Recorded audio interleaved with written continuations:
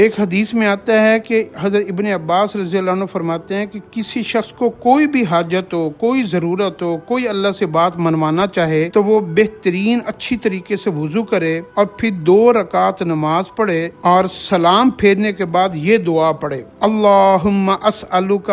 بسمک اللہ الذی لا الہ الا هو الحی القیوم لا تأخذہ سنۃ ولا نوم العلی العظیم بسمک اللہ الذی لا الہ الا هو الملک القدوس السلام المؤمن المہیمن العزیز الجبار بسمک اللہ الذی لا الہ الا هو عالم الغیب والشہادۃ هو الرحمن الرحیم بسمک اللہ الذي لا إله إلا هو الخالق البارئ المصور له الأسماء الحسنى بسمك الله الذي هو نور السماوات والأرض الحي الذي لا يموت الأحد ذو القول لا إله إلا هو وإليه المصير ذو الحول بديع السماوات والأرض القديم ذو الجلال والإكرام بسمك الله الذي لا إله إلا هو الأول الآخر الملك الحق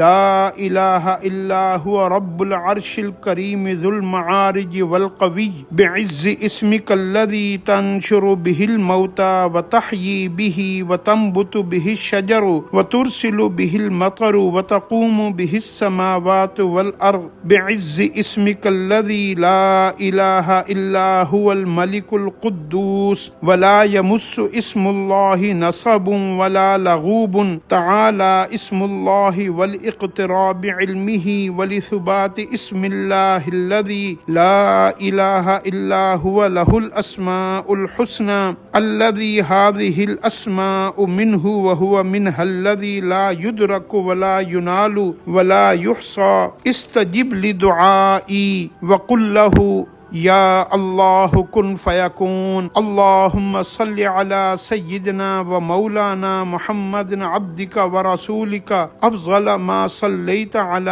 احد من خلقک اجمعین۔ یہ وہ دعا ہے جس کے بارے میں اولیاء اللہ نے لکھا ہے کہ یہ دعا کبھی رد نہیں کی جاتی۔ تو آپ اس دعا کو پڑھنے کے لیے آپ کیا کریں کہ آپ 12 رکعت نماز پڑھیں، 2 رکعت کر کے آپ نفل نماز پڑھیں حاجات کے لیے، اور 2 رکعت آپ پڑھتے جائیں، اور 12 رکعتیں جب مکمل ہو جائیں گی تو آپ سورت فاتحہ کو 1 دفعہ پڑھیں اور پھر سورت